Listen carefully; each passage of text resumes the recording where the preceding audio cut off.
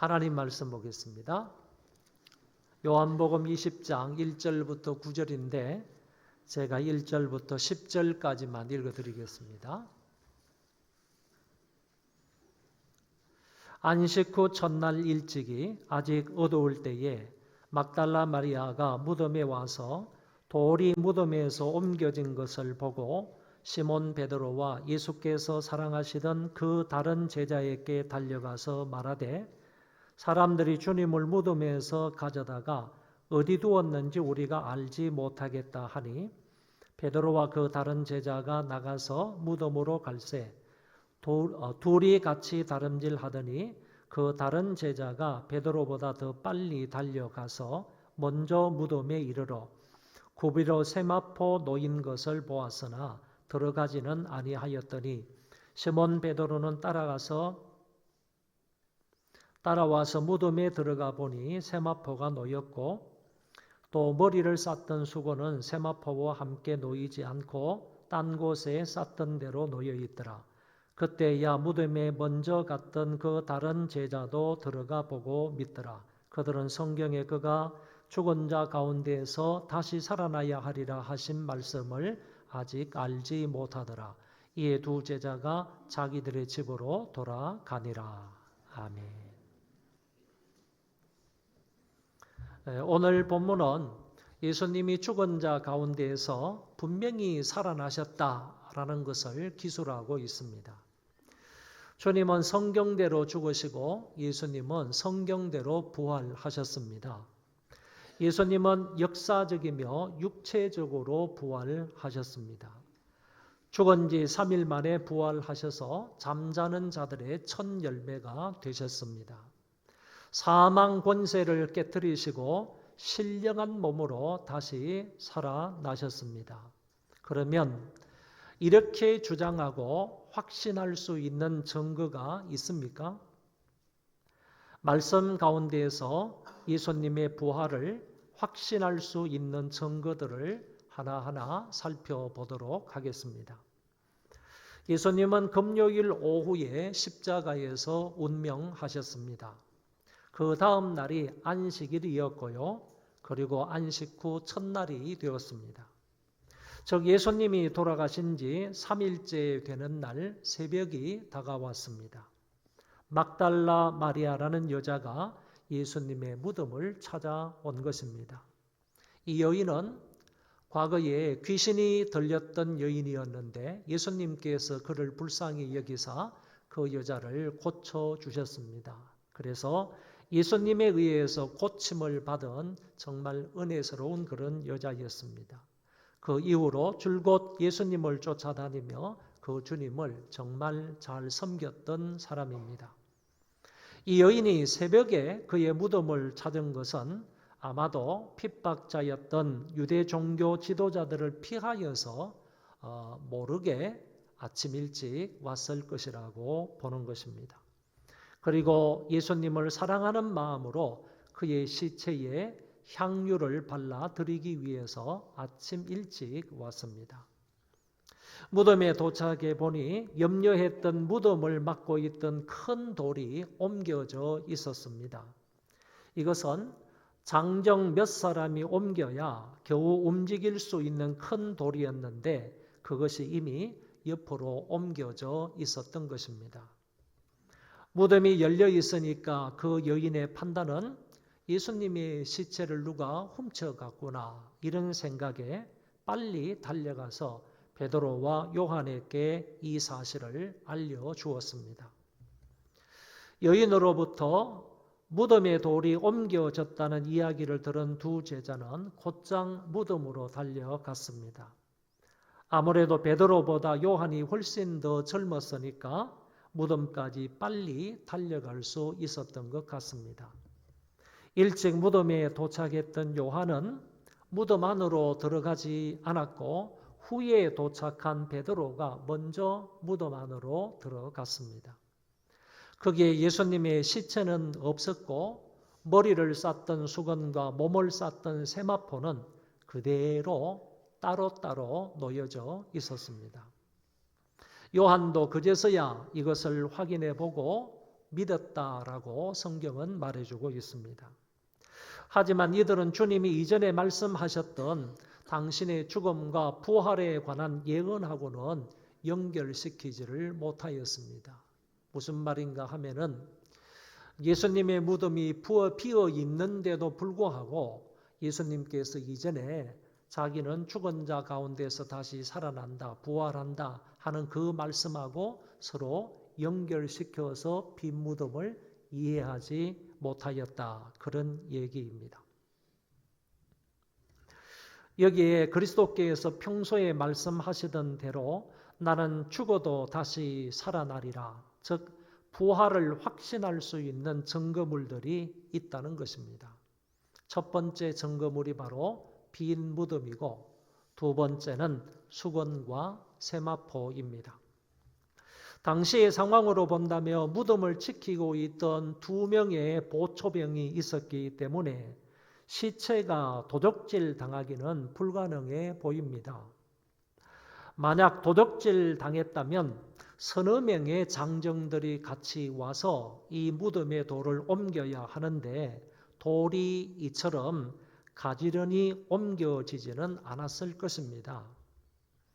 무엇보다 시체를 훔쳐간다고 한다면 수건은 수건대로 세마포는 세마포대로 쌌던 대로 놓여 있을 수가 없을 것입니다. 시체를 훔쳐가면 마땅히 그 시체를 싼 세마포나 수건까지 같이 그냥 가져갔을 것이라고 봅니다. 그런데 시체는 온데간데 없고 수건과 세마포는 푹 꺼진 상태로 그대로 놓여져 있었다는 것입니다. 그래서 빈 무덤과 그대로 놓여 있는 수건과 세마포는 그리스도의 육체적 부활을 증거한다는 것입니다. 이제 또 다른 확실한 증거를 살펴보도록 하겠습니다. 베드로와 요한은 자기의 집으로 돌아가고 무덤에는 이제 막달라 마리아만 남았습니다. 마리아가 무덤 밖에 서서 울고 있다가 이제 궁금하던 차에 자기의 몸을 구부려서 무덤 안을 들여다보았습니다. 그랬더니 거기에 흰옷 입은 두 천사가 앉아 있는 것입니다. 이쪽에는 한 천사, 그리고 다른 쪽에는 또 다른 한 천사가 앉아 있었습니다. 천사와 여인이 약간 대화를 나눕니다. 천사가 여자여 왜 우느냐라고 하니까 여자가 사람들이 내 주님을 옮겨다가 어디 두었는지 내가 알지 못합니다 라고 말합니다. 사랑하는 사람이 죽었다면 그 무덤가에서 우는 것은 당연하리라 생각합니다. 마리아는 여기에 그의 무덤이 훼손이 되었습니다. 그의 무덤이 오늘날로 말하면 파헤쳐졌다는 것이죠. 그리고 그 시체가 사라졌기 때문에 슬픔에 슬픔이 더하여 졌을 것입니다. 눈물을 흘리며 천사와 짧게 대화한 이 마리아가 뒤를 돌아보니까 거기에 예수님이 서 계셨는데 마리아는 그가 주님이신지를 알지 못했습니다. 예수님도 천사와 동일하게 여자여 왜 우느냐 누구를 찾느냐라고 물으셨습니다. 마리아는 그가 이 동산지기인 줄 알고 당신이 옮겼거든 어디 두었는지 내게 가르쳐 주세요. 그러면 내가 주님의 시체를 가져가겠습니다. 이렇게 말합니다. 이곳에 남아서 주님의 시체에 대한 끈질긴 연민의 정을 보이며 여전히 주님의 그 시체의 향유를 바르겠다고 가져온 그 향유병을 껴안고 있는 이 여인의 모습을 보게 됩니다. 예수께서 여인의 마음에 감동을 하셨는지 그 여자를 보며 마리아야, 마리아야 이렇게 말씀하셨습니다. 부르셨습니다. 그때서야 마리아가 주님이신 줄 알고 라비어라고 하며 주님을 붙잡으려고 했습니다. 마리아는 부활하신 주님을 최초로 목도하는 자가 되었습니다. 부활하신 주님을 제일 처음으로 역사 가운데 두 눈으로 보는 자가 되었다는 말입니다. 아니, 부활하신 예수님이 처음으로 막달라 마리아에게 당신의 부활체를 보여주신 것입니다. 자기를 사모하며 자기를 위하여 마음으로 새벽같이 달려나온 이 그녀에게, 이 여자에게 자신의 부활체를 주님이 선뜻 보여주셨습니다. 그러니까 주님은 부활하신 후에 먼저 총독 빌라도에게 쫓아가지 않았습니다. 종교 지도자였던 대제사장 가야바에게 쫓아가서 그 사람들을 책망하거나 아니면 그들에게 재앙을 내리시지 않으셨습니다. 또한 예루살렘 성전을 찾아가서 많은 사람들에게 봐라, 너희들이 나를 죽였지 내가 살아났어 자신의 부활체를 보이지도 아니하셨습니다. 단지 십자가 밑에서 눈물을 흘리며 무덤까지 자기의 시신을 따라온 가엾은 그 여인에게 제일 처음으로 자신의 부활체를 보여주셨던 것입니다. 주님이 그녀에게 이렇게 말씀합니다. 예수께서 이르시되 나를 붙잡지 말라. 내가 아직 아버지께로 올라가지 아니하였노라. 너는 내 형제들에게 가서 이르되 내가 내 아버지 곧 너희 아버지 내 하나님 곧 너희 하나님께로 올라간다 하라. 해석하기 어려운 부분이 이 구절의 앞부분입니다. 나를 붙들지 말라. 내가 아버지께로 올라가지 아니하였다 하는 이 말은 부활체하고 부활되기 이전에 그리스도의 그 육체하고 잘 분간하지 못했던 이 마리아에게 그것을 잘 깨닫게 하기 위하여서 이렇게 말씀을 하셨다고 합니다. 그리고 하반부는 부활하신 예수님이 제자들과 새로운 형제 관계를 이루셨음을 말씀하고 있습니다. 주님이 그 제자들에게 내 형제들이라 이렇게 부르셨습니다. 제자들은 십자가 이전에 주님을 배반하여 뿔뿔이 흩어졌던 사람들이고 십자가 밑에까지 따라갔던 사람은 한 사람도 없고 베드로는 심지어 3번이나 예수님을 부인하고 말았습니다. 그런 제자들인데 우리 주님은 그 제자들을 향하여 내 형제들아 이렇게 말씀하셨다는 것입니다. 그리고 더 놀라운 사실은 내 아버지가 너희의 아버지이고 내 하나님이 너희의 하나님이라고 하신 것입니다. 제자들과 예수 믿는 오늘 우리에게요. 그리스도의 부활은 멋지고 아름다운 관계를 만들어 주셨습니다. 부활로 인하여서 나와 우리 주님 사이에는 형제지간이 되었다는 말이고 그리스도의 부활 때문에 우리와 하나님 사이의 관계는 바로 부자지간이 되었다. 그런 얘기입니다. 이거는 정말 놀라운 사실입니다. 예수님의 부활을 통해서 우리가 예수님과는 형제지간이 되었다는 말이고 우리와 우리의 아버지 되시는 그 하나님과는요 부자지간이 되었다 이렇게 말씀해 주고 있는 것입니다. 그리스도의 십자가와 부활이 없으면 결코 이런 관계가 될 수가 없습니다. 그런데 그리스도의 십자가와 부활을 통하여서 저와 여러분이 예수님과 한 형제가 되었다는 말이고 하나님과 나 사이의 관계는 부자지간이 되었다 그런 얘기입니다. 주님의 명령을 받은 막달라 마리아가 가서 제자들에게 내가 주를 보았다고 말하고요. 또 주께서 자기에게 말씀하신 모든 것을 전하게 되었습니다. 마리아는 확실하게 다시 살아나신 그리스도를 보았다고 말했습니다. 주께서 부탁하신 그 말씀, 내가 나의 아버지께로 올라간다는 이 말씀을 제자들에게 또한 분명히 전했습니다.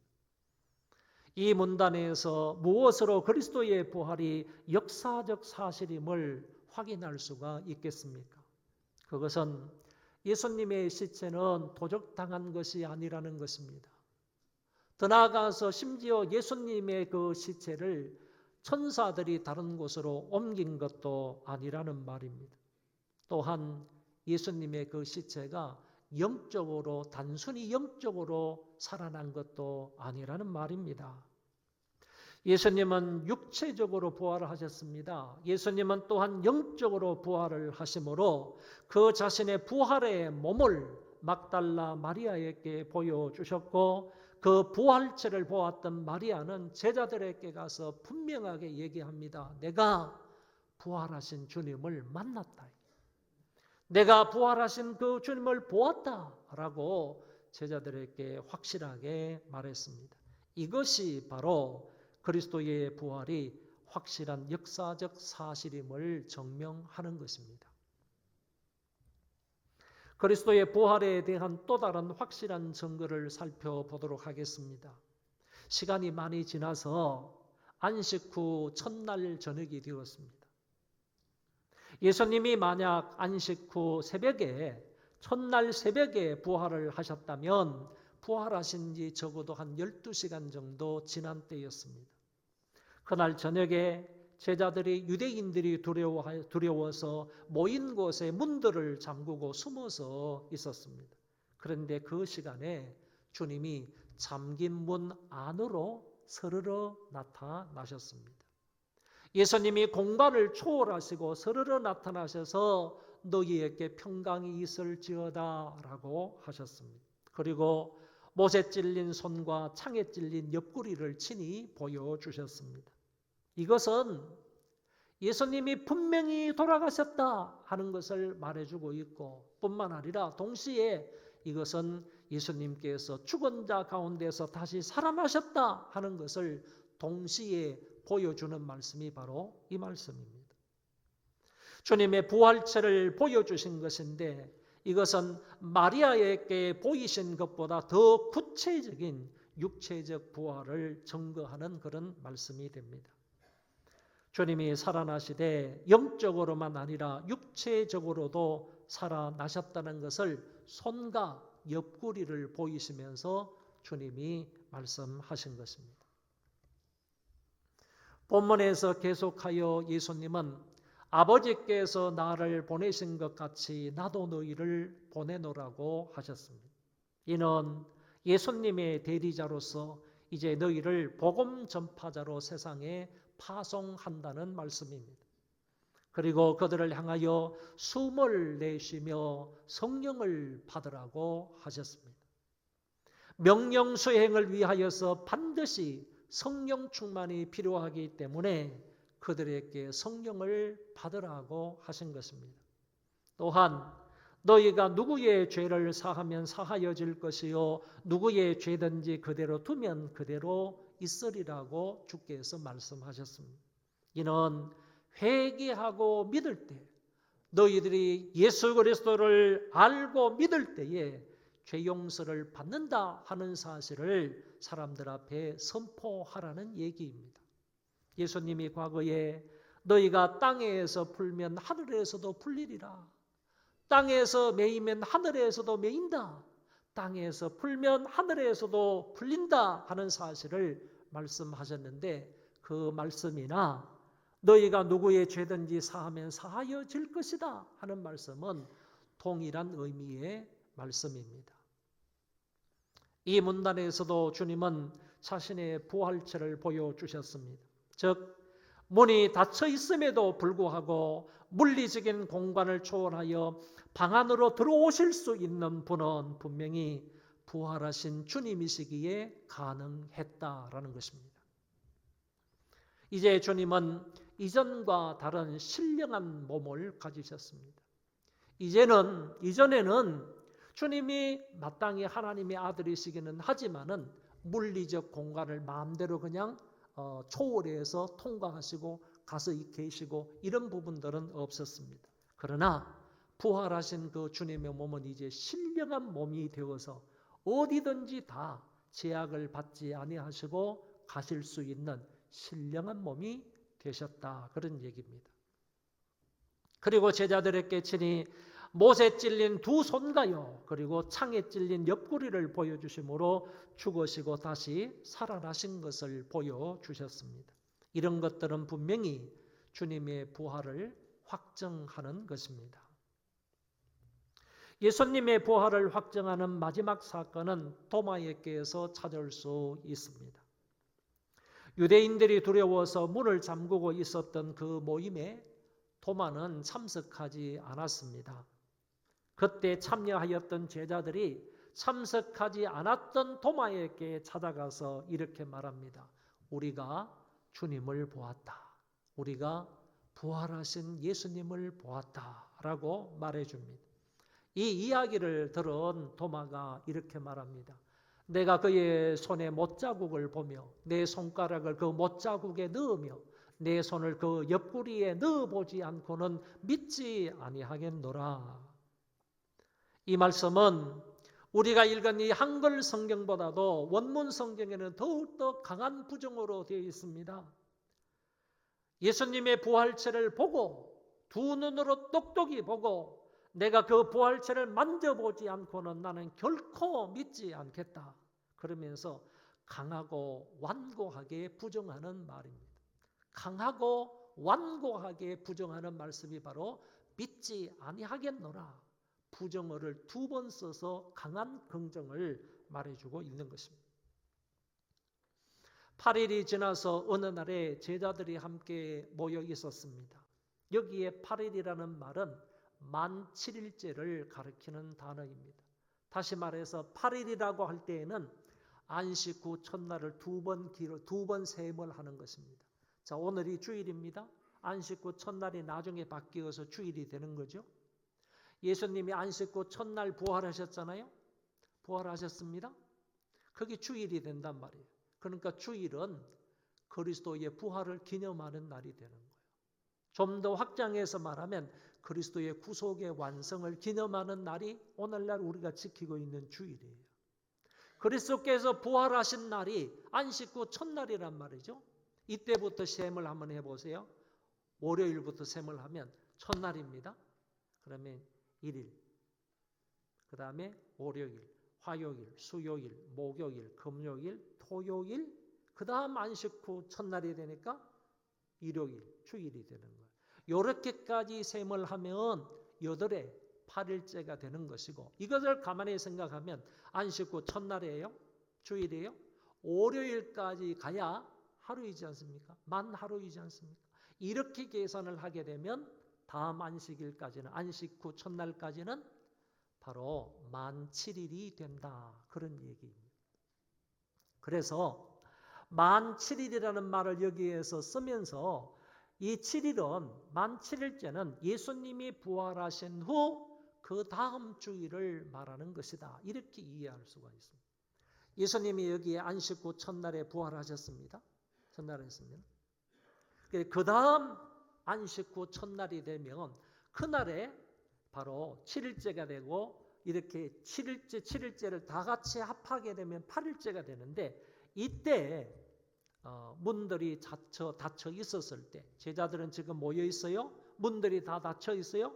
그 가운데에서 주님이 서로로 나타나셨다. 이때에도 안식 후 첫날 저녁 때에도 주님이 문이 닫혀 있는 제자들의 모임 가운데 그냥 나타나신 것이고 8일째에 7일째에 이때에도 제자들이 유대인들이 두려워서 문을 다 잠그고 있었는데 이때에도 역시 주님이 잠겨져 있는 문 안으로 그냥 나타나셨다. 그런 얘기. 26절을 말씀하셨는데 대단히 중요한 말씀이니까 한번 읽어보도록 하겠습니다. 8회를 지나서 제자들이 다시 집안에 있을 때에 도마도 함께 있고 문들이 닫혔는데 예수께서 오사 가운데에 서서 이르시되 너희에게 평강이 있을지어다 하시고 대단히 중요한 말씀이 두 가지가 나오는데 두 가지 중에서 첫 번째 말씀 여기 잘 주목해서 보시기 바랍니다. 다시 집안에 있을 때라는 말입니다. 다시 집안에 있을 때. 이 말은요. 다시 집안에 있는다. 물론 이 집이라는 것은 대부분의 사람들이 마가의 다락방이었을 것이라 이렇게 얘기를 해요. 추측을 합니다. 이 집에 있을 때 그러면 안식 후 첫날에 예수님이 부활하신 그날에 그날 저녁 때에도 부활이 새벽에 있었다 그러면 그날 저녁이면 12시간이 지난 거 아닙니까? 그날 저녁에도 안식 후 첫날이니까 그날 저녁에도 제자들이 유대인들이 들어와서 문을 다 닫고 있었는데 여기 문들을 닫았다 이렇게 표현하죠. 집안에 있을 때 도마기의 그 문들이 닫혔다 이렇게 얘기하잖아요. 그러니까 출입문이 한두 개의 문이 아니라는 거예요. 여러 개의 문이 있었는데 그 모든 문들을 꽁꽁 걸어 잠궜다 그런 얘기입니다. 문들이 닫혀 있는데 문을 다 잠궈 버렸어요. 그럼에도 불구하고 주님이 그 가운데에서 오셨다는 거예요. 방 안까지 오셨다는 거예요. 그래서 여기에 다시 집안에 있을 때 그 제자들이 다시 그 집안에 있을 때라는 말은 예수님이 부활하신 그날 저녁과 똑같이 그들이 똑같이 문을 잠그고 그 안에 제자들이 모여 있었다. 일주일 후에도요. 안식 후 첫날이 지나고 나서 일주일 후에 안식 후 첫날에도 지금으로 말하면 주일에도요. 그들이 여전히 여기에 제자들이 둘러 모여 있었다. 문을 잠근 채 둘러 모여 있었다. 왜 모여 있었느냐라고 하면 아무래도 이때요. 주님과 제자들 사이에 약속을 한 것 같습니다. 다음 안식 후 첫날에도 내가 이곳에 올 테니까 너희들이 기다리고 있어라. 이런 약속을 하셨던 것 같아요. 그래서 이 제자들이 그 다음날 안식 후 첫날 오늘날 주일에 또다시 그 마가의 다락방 거기에 모여 있으면서 다시 집안에 있을 때에 다시 이때의 모임처럼 다시 이 사람들이 이곳에 같은 장소에 모여 있으면서 주님이 약속을 기다리는 거예요. 주님께서 오신다고 그랬으니까 약속하신 그 주님을 다시 기다리면서 여기에 있을 때를 말해주고 있다. 그런 얘기죠. 그러면 이때의 이 제자들의 모임을 무엇이라고 할 수가 있겠느냐라는 것이죠. 이거는요. 기독교인의 최초의 주일 예배의 모임이었다. 이렇게 말할 수 있다는 거죠. 이런 의미에서 안식 후 첫날 8일을 지나고 나서 제자들이 다시 그 집 안에 있을 때에 라는 이 말은 기독교의 주일 예배의 시초가 된다. 오늘 저와 여러분들이 주일날 모여서 하나님 앞에 예배를 드리는데 이 모든 주일 예배를 근거해서 쭉 역사적으로 파고 들어가면 그 근거가 시초가 언제가 되느냐 하면 바로 요한복음 20장 26절 말씀이 된다 이거예요. 그래서 이때부터요 유대교의 안식일 예배가요 기독교의 주일 예배로 바뀌었다는 거예요. 그래서 오늘날 우리가 드리는 이 기독교의 주일 예배의 시초가 기원이 바로 이 말씀이 된다. 그런 얘기입니다. 이런 의미에서 이 말씀은 오늘 우리에게 대단히 중요한 그런 의미가 있는 말씀이다라는 겁니다. 그 다음에 또 두 번째 가만히 보세요. 예수께서 오사 가운데 서서 이르시되 그랬잖아요. 예수께서 오셨다는 거예요. 오셨다는 거예요. 그런데 영어 성경하고 헬라 원문 성경을 살펴보면 19절에도 똑같은 말씀이 나와요. 예수께서 오사 가운데 서서 이르시되 너희에게 평강이 있을지어다. 19절에도 똑같은 말씀이 있고 26절에도 똑같은 말씀이 있는데 시제가 다르다는 거예요.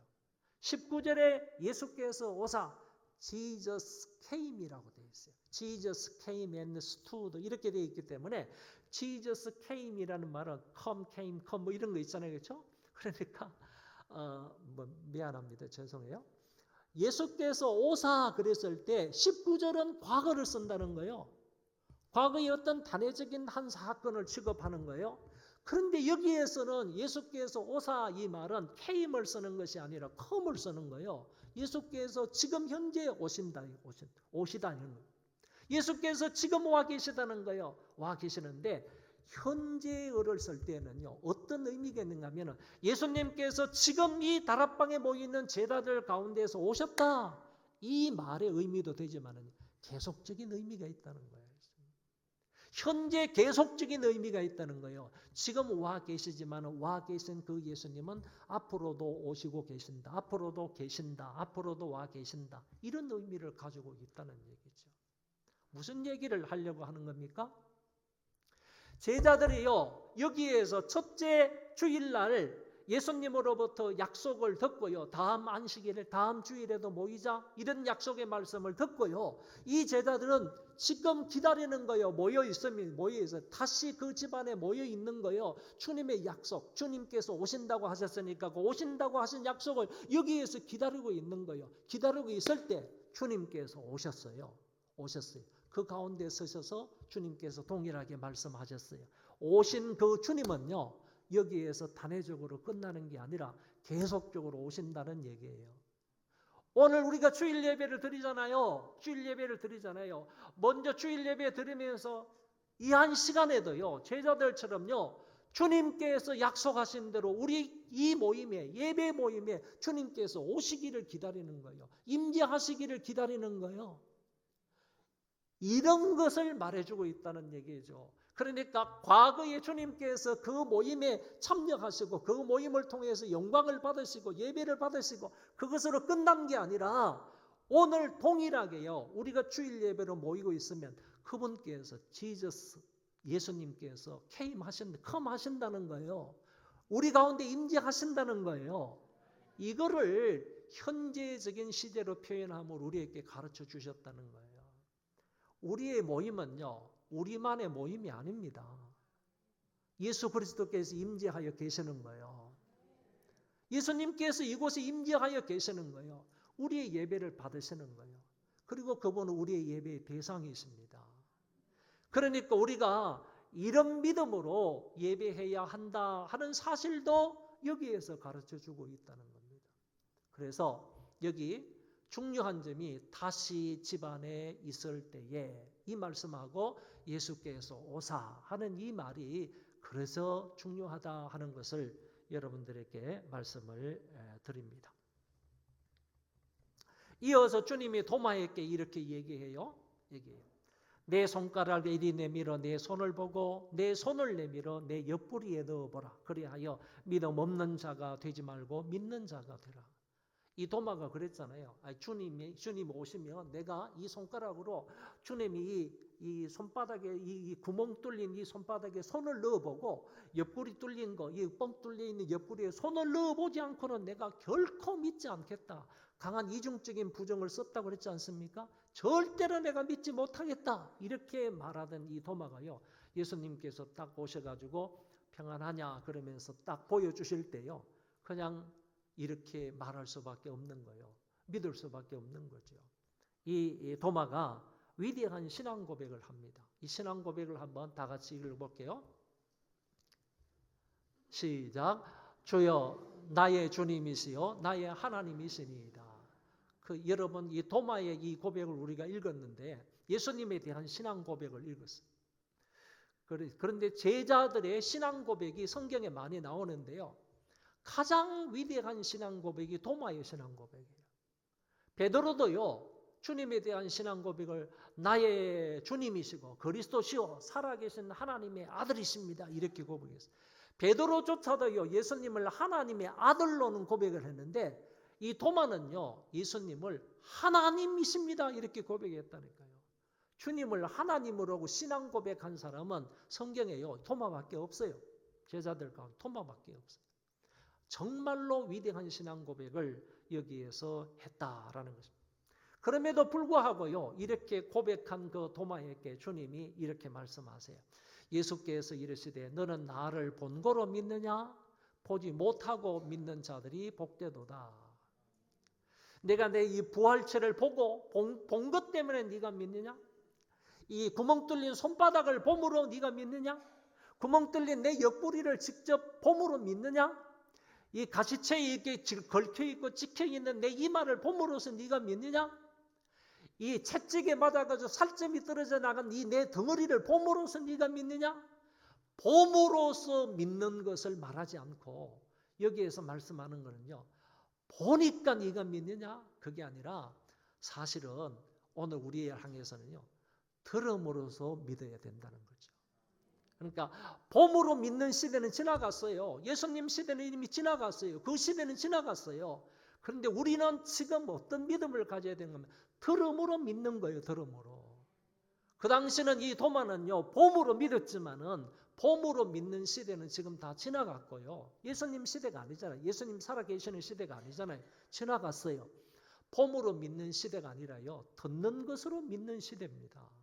그러니까 저와 여러분들은 그냥 보지는 못했지만은 하나님의 말씀을 듣는 것으로 믿는다면요. 그런 사람은 봄으로 믿는 사람보다 더 복되다고 말씀을 하셨습니다. 오늘 말씀을 좀 정리하겠습니다. 예수님은 죽은 자 가운데서요, 역사적으로 육체적으로 부활을 하셨습니다. 본문에서는 몇 가지 이 사실을 확실하게 증거하고 있는데요. 먼저는 예수 그리스도의 빈 무덤이 그리스도의 부활을 증거합니다. 그리고 예수님의 시체를 싼 수건과 세마포가요, 주님의 부활을 입증합니다. 마리아에게 자신의 부활체를 보이심으로 그의 부활을 주님이 입증하셨습니다. 그리고 제자들과 도마에게 자신의 손과 옆구리를 보여주시면서 그리고 닫혀있는 문 안으로 스르르 나타나심으로 그의 부활체를 보여주셨습니다. 이같이 주님의 부활을 입증하는 말씀은요, 굉장히 많이 나타난다라는 것입니다. 이런 말씀의 증언을 따라서 저와 여러분들은요, 예수 그리스도의 부활을 역사적이며 육체적인 부활임을 확실히 믿을 수 있기를 바랍니다. 이제는 토마처럼요, 보고 믿을 수 있는 가능성은 없습니다. 따라서 보지 않고 믿는 시대가 되었고 보지 않고 믿는 사람들이 되므로 더 복 있는 자가 되기를 바랍니다. 사도 요한이 이렇게 그리스도의 십자가와 부활을 구체적으로 증언하는 목적이 그 예수님을 믿고 생명을 얻게 하기 위함이라고 했습니다. 여러분도 이와 같은 증언의 말씀을 듣고요, 부활하신 예수 그리스도를 확실하게 믿음으로요, 생명을 얻을 수 있기를 바랍니다. 여기에서 그치지 말고요, 부활하신 그 주님을 마음껏 전파할 수 있기를 바랍니다. 부활의 주님을 만난 마리아도 그랬고요, 부활의 주님을 만난 제자들처럼요, 사람들에게 나아가서 주님이 부활하셨다고 그 주님을 믿고 구원을 받으라고 담대히 외치는 자들 되시기를 바랍니다. 오늘 오후에 있을 카프레이드 전도를 통해서도요, 나아가서 부활하신 주님을 전파할 수 있는 저와 여러분들 되시기를 바랍니다. 우리 그 자리에 다 일어나겠습니다. 찬송합시다.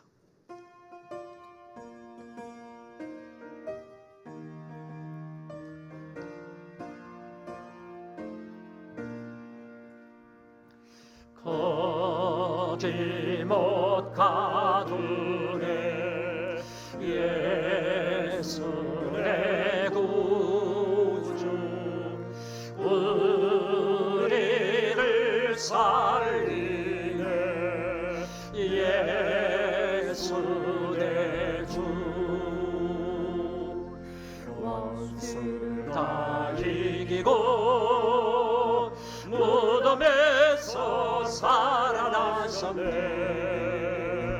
어둠을 이기시고 나와서 성도와 함께 길에 다스리시네 사셨네 사셨네 예수 다시 사셨네.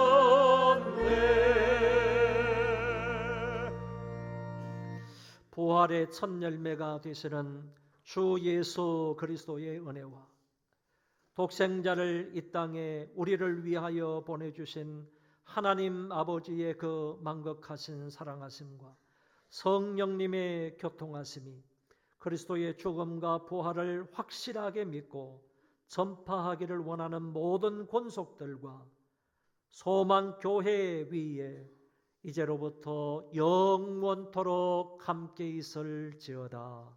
아멘.